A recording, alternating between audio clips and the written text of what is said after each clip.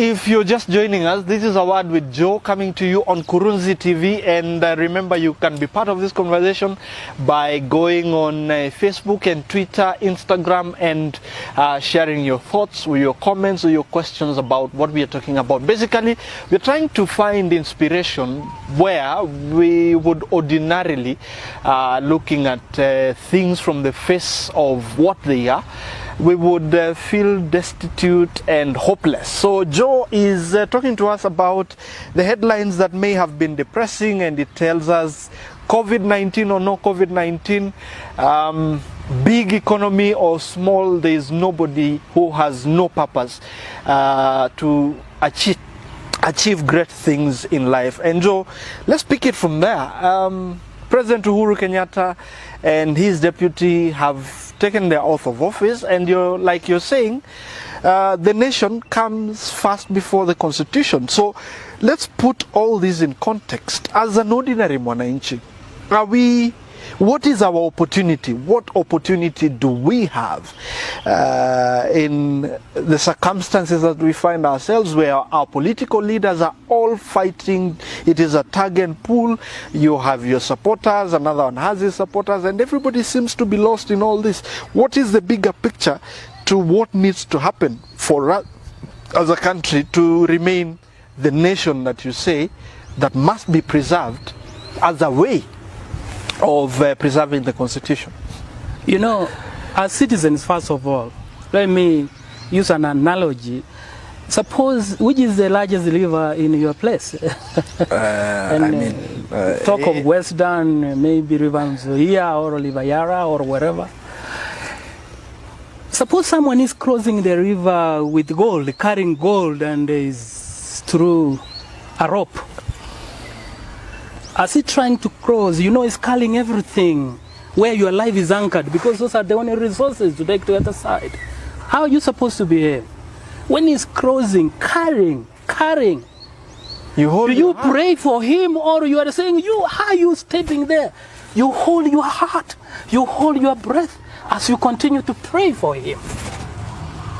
I don't know whether you have understood, first of all, what I'm saying. I get your point. I believe if the mandate was given to a leader, whoever he is,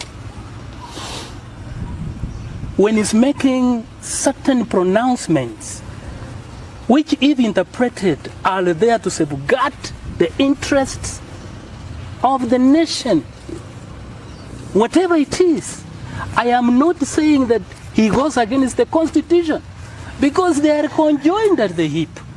I want you to look at deep. Yes. There is a constitution without a single life. Constitution for what? Can you imagine all 50 million people are not there? And then you are carrying a constitution for what? That's what he was saying. We are saying this way. If whoever preserves the nationhood, he is automatically preserving the constitution. Are you getting it?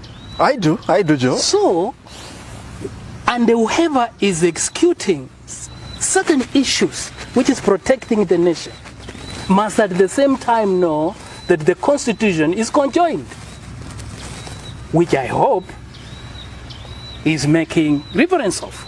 So coming to your specific question, I think most media, they invite politicians. You hear, I had one saying that power corrupts, and absolute power corrupts absolutely. I want to correct them today, Milton. Power does not corrupt.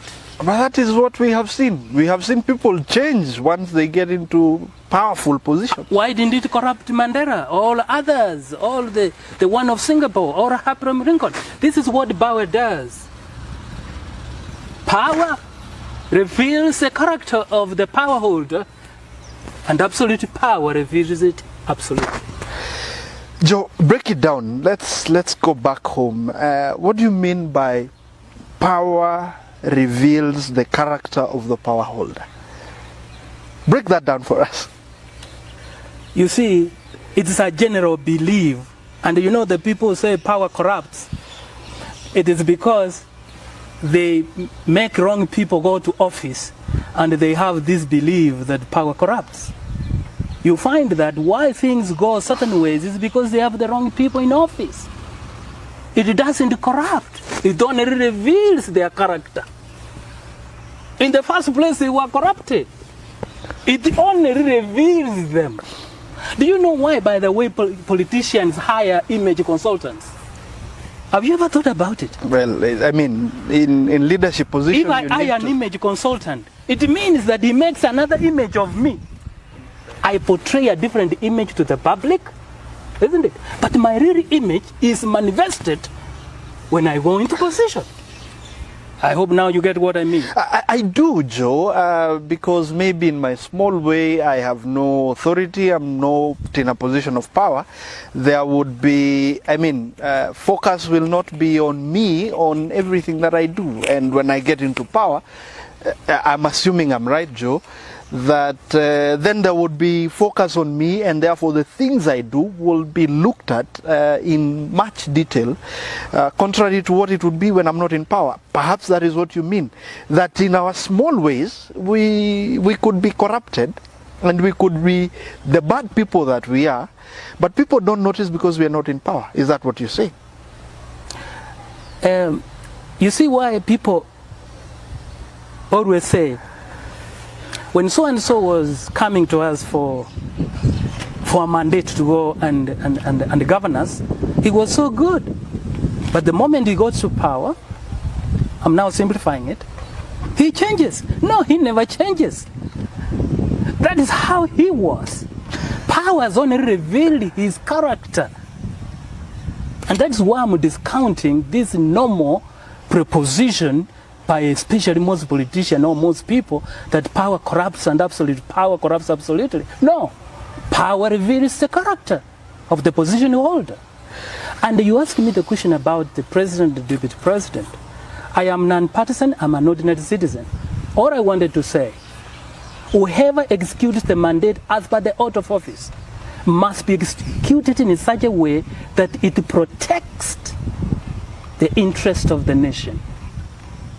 That is my appeal. I don't want to go into details so that I'm also dragged in certain. I've told you I'm non-partisan on these issues. I only give my own opinion the way I see it.